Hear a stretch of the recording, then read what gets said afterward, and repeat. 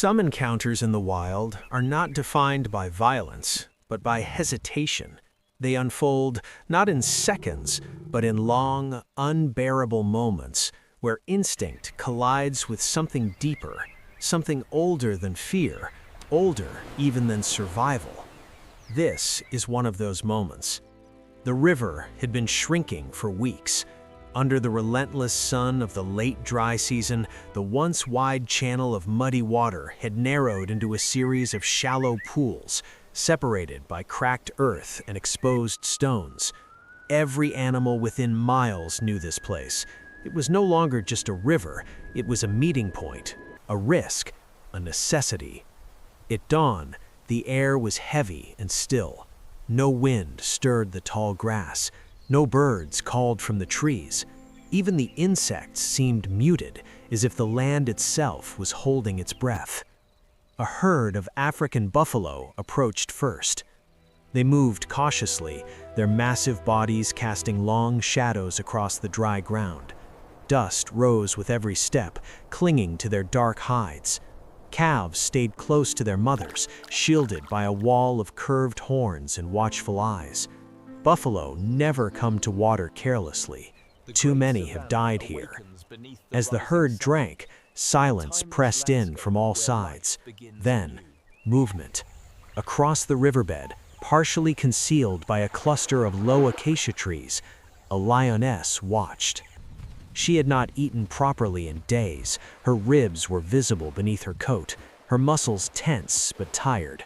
Hunting alone was never ideal, but the pride had split weeks earlier, scattered by scarcity. Now, survival depended on patience, precision, and luck. Her amber eyes locked onto the herd, not the adults, not the bulls, the calves. She lowered herself closer to the ground, belly brushing the dust, tail still. Each step forward was measured, deliberate. She was close enough to smell them now, warm, alive, vulnerable. But something was wrong. The herd wasn't panicking. Buffalo are known for their awareness, their collective defense. If one sensed danger, all would react. Yet they stood unusually calm, alert but unmoving, as if they too were watching something else. The lioness paused. Her gaze shifted. At the edge of water, partially separated from the herd, stood a single buffalo calf. It was smaller than the others, younger. Its legs trembled slightly as it tried to drink, struggling to keep balance on the uneven mud. A faint scar ran along its flank, old but not healed cleanly. In the wild, weakness is an invitation. The lioness felt her muscles tighten, her body preparing for the final approach. This was the moment predators live for, the brief opening that determines life or death. But then, the calf lifted its head. Its eyes met hers. There was no charge, no warning call, no sudden movement.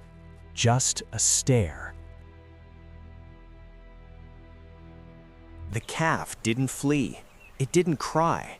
It simply stood there, breathing fast, ears flicking, legs braced, as if it had already accepted the outcome, whatever that might be. For a fraction of a second, the lioness hesitated. Predators do not think in moral terms. They do not weigh mercy against hunger. Yet even in the most efficient killers, there exists an instinct to read the moment, to sense when something does not follow the expected pattern. The herd shifted slightly behind the calf, not away, toward it. The mothers stepped closer, forming a subtle arc. The bulls turned their heads, horns angling forward, eyes now fixed on the lioness's position. They knew. The lioness calculated the odds in silence. A solo attack on a buffalo calf was always dangerous. A single misstep could mean crushed bones, punctured lungs, death beneath hooves. She had seen lions killed this way. She had smelled their blood in the dust. Still, hunger burned. She moved one step forward. The herd reacted instantly. The ground seemed to vibrate as dozens of massive bodies shifted at once. A low rumble rose from deep within their chests, not a charge, not yet, but a warning. a promise. The calf stumbled. Its front legs slid in the mud, and for a terrifying moment, it nearly fell. The lioness's focus snapped back, instinct screaming. This was it. But before she could move, something unexpected happened. One of the largest buffalo cows stepped fully in front of the calf. She planted herself between predator and young, head lowered, horns wide, breathing heavy. Another joined her, then another. Within seconds, the calf was no longer visible. The lioness stood frozen. This was not panic. This was coordination. The herd was offering no opening. The lioness's tail flicked once. Slowly, she straightened, rising from the dust. Her hunger remained, sharp and unrelenting, but now it was matched by risk. She took a step back. The buffalo did not pursue. They did not charge. They simply held their ground. For a long moment, predator and prey faced each other across the drying river, locked in a silent standoff that neither side could afford to lose. Then, the lioness turned away. She walked slowly at first, refusing to show weakness, every movement deliberate. Only when she reached the cover of the trees did she break into a trot, disappearing into the tall grass beyond. Behind her, the herd remained still. Only after several minutes did the tension ease. The formation loosened. The calf reappeared, pressed close to its mother's side, alive. The river returned to silence. No roar, no chase, no blood. Just another decision made, not by instinct alone, but by the invisible balance that governs survival in the wild. Some stories of nature are loud and brutal, written in screams and struggle.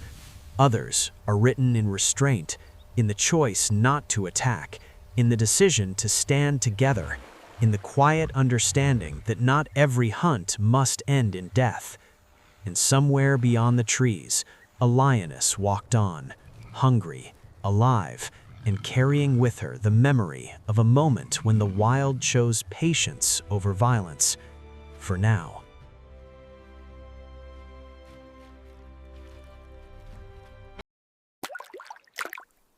As the sun climbed higher, the land slowly returned to its familiar rhythm.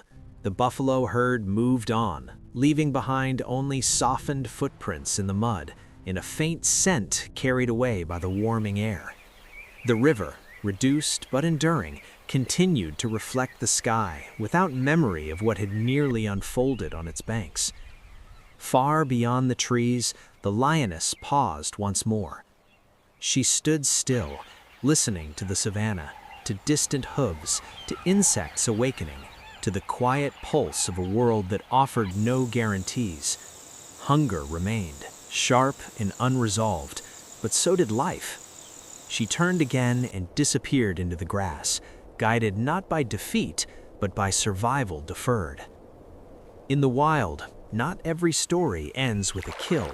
Some end with space left between predator and prey, with breath released instead of taken, with the knowledge that restraint, too, is part of nature's design.